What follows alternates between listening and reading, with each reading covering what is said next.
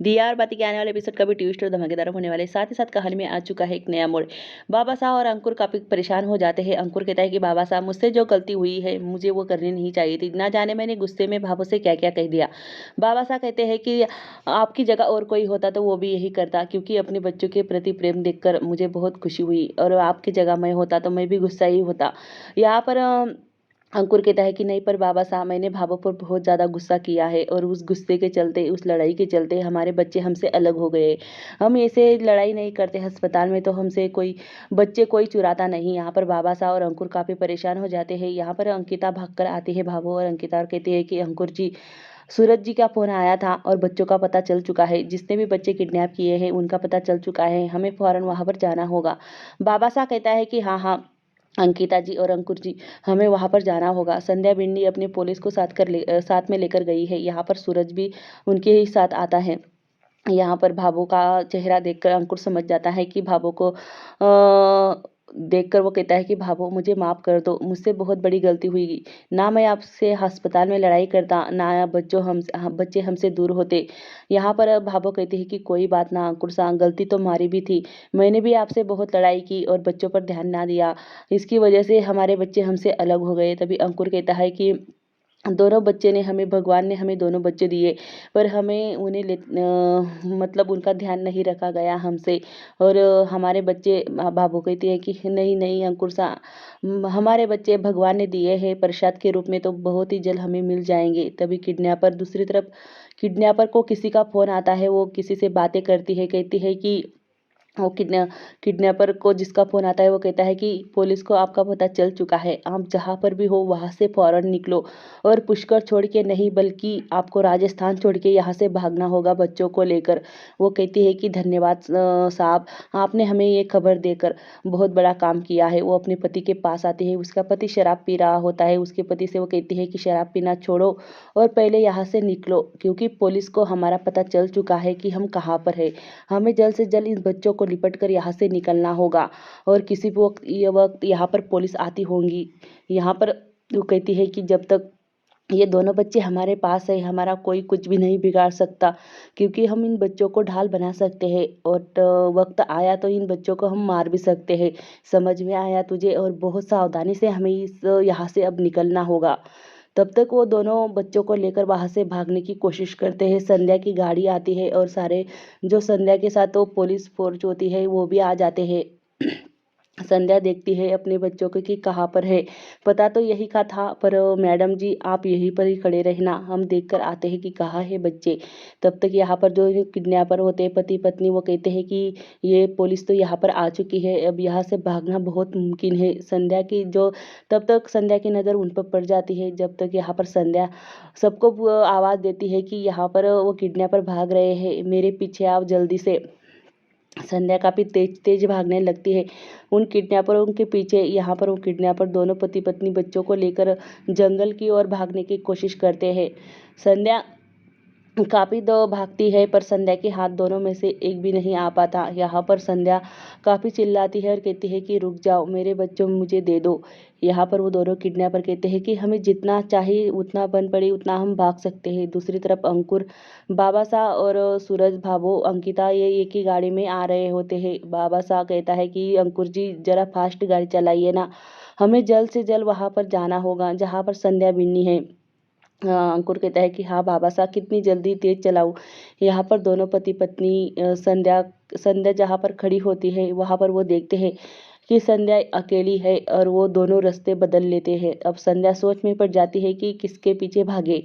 संध्या देखती है कि एक तरफ उसकी पत्नी भाग रही है एक रास्ते पर, और एक रास्ते पर उसका पति भाग रहा है, पर आखिर संध्या समझ नहीं पा रही है कि दोनों में से किसकी किसके पीछे भागे। संध्या जो किडनैपर होता है उसकी पत्नी के पीछे भागने लगती है और उसे आवाज़ देती है कि रुक जाओ। वहीं जहाँ पर हो वहीं पर रुक जाओ, पर वो भागती ही जाती है। तब तक यहाँ पर अंकुर की गाड़ी आ जाती है सामने से। तभी यहाँ पर भावो कहती है कि मारे दो ही लाल है और सही सलामत रहे, बस ठाकुर जी से मैं यही प्रार्थना करती हूँ।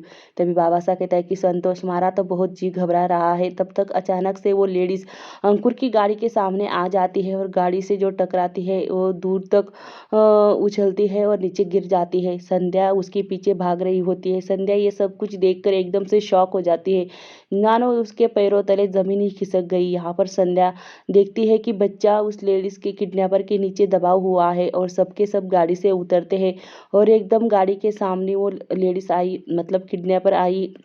संध्या को यही लगता है कि जो गाड़ी के नीचे आई है तो वो तो मर चुकी है, पर अब बच्चे का क्या होगा। बच्चे का तो कोई आवाज़ भी नहीं आ रहा है। संध्या एकदम से सुम हो जाती है और घर वाले भी। यहाँ पर धीरे धीरे संध्या अपने कदम आगे बढ़ाती है अपने बेटे की तरफ और वो देखती, संध्या उस लेडीज़ की तरफ देखती है। उस जो किडनैपर होती है उसके पीछे नीचे बच्चा होता है, मतलब वेद होता है। उस संध्या उसे उस किडनैपर को धक्का देती है और एक तरफ करती है तो देखती है कि उसका बेटा वेद एकदम सही सलामत है। तब तक यहाँ पर संध्या और घर वालों की जान में जान आ जाती है। वेद को ऐसा स्वस्थ देखकर, जब तक यहाँ पर वेद रोने लगता है संध्या की तरफ देखने के बाद। वेद रोता है, सूरज संध्या उसे उठाती है और अपने सीने से लगा लेती है। सूरज और संध्या, भाभो आगे आती है और कहती है कि लाओ मारे पोते को मारे पास दो। मारा वेद, अब ना मैं तुझे अकेली कभी ना छोड़ूंगी। यहाँ पर भाभो उसे अच्छी तरह से देखती है कि कहीं चोट तो ना लगी है बच्चे को। यहाँ पर भाभो रोती है वेद को अपने सीने से लगाकर और कहती है कि मारा छोरा, मारा वेद, तू मुझे मिल गया। तब वो अंकिता एकदम से शॉक हो जाती है कि वेद है, पर वंश कहाँ है। वो अंकुर से पूछती है कि अंकुर जी, हमारा वंश कहाँ है, वंश तो कहीं नज़र नहीं आ रहा है। तभी यहाँ पर अंकुर कहता है कि सूरज, सूरज सा अंकुर कहाँ है। वेद तो मिल चुका है, पर अंकुर अभी तक, मतलब वंश अभी तक मिला नहीं है। संध्या एकदम से, वो उसे कुछ सोच नहीं रहा था। तभी यहाँ पर सूरज पूछता है कि संध्या जी, वंश कहाँ है। यहाँ पर संध्या कहती है कि दोनों पति पत्नी भाग रहे थे, पर उन्होंने दोनों ने रास्ता बदल लिया। तब तक वहाँ पर पुलिस आ जाती है। संध्या पूछती है कि वो वंश मिला क्या। तब तक पुलिस कहता है कि नहीं मैडम, बहुत बड़ी गलती हो गई है, हम उनके पीछे भाग रहे थे, पर वो एक खाई के आगे, खाई से नीचे कूद गया और हमें वो हाथ नहीं लगा। बच्चों को लेकर अंश वंश को लेकर वो नीचे कूद गया। तब यहाँ पर संध्या पूरी तरह से शॉक हो जाती है, घर वाले भी, कि ये क्या कह रहे हो। यहाँ पर पुलिस बताता है कि हम सब के सब उस किडनैपर के पीछे भाग रहे थे और वो एक खाई थी, हमें लगा कि वो कूदेगा नहीं, पर उसने छलांग मार दी ऊपर से नीचे। जब तक हम उसके पास जाते नहीं वो कूद चुका था मैडम जी। संध्या इस बात को सुनकर कि वंश हमेशा हमेशा के लिए उसको और पूरे परिवार को छोड़ के अब जा चुका है और उसकी मिलने की कोई गुंजाइश नहीं है। तब तक यहाँ पर संध्या और सूरज काफ़ी रोते हैं और यहाँ पर सोचते हैं कि वंश अब उन्हें कभी नहीं मिलेगा। संध्या नीचे गिर जाती है, तब सूरज उसे संभालता है और नीचे बैठ जाती है। संध्या और सूरज काफ़ी रोते हैं। भाभो बाबा साहब भी बहुत रोते हैं और अंकिता अंकुर भी, क्योंकि यहाँ पर वंश जो था, जो अंकुर और अंकिता को दिया था सूरज और संध्या ने, और वेद को सूरज और संध्या के पास था। अब अंकुर और संध्या काफ़ी रोने लगते हैं एक दूसरे से, मतलब गले लगकर। यहाँ पर संध्या अपने होश खो बैठती है और सूरज भी, क्योंकि उन्हें दोनों बच्चे तो उनके ही थे ना। वो वंश हो या वेद, दोनों को एक जैसा ही प्यार करते थे।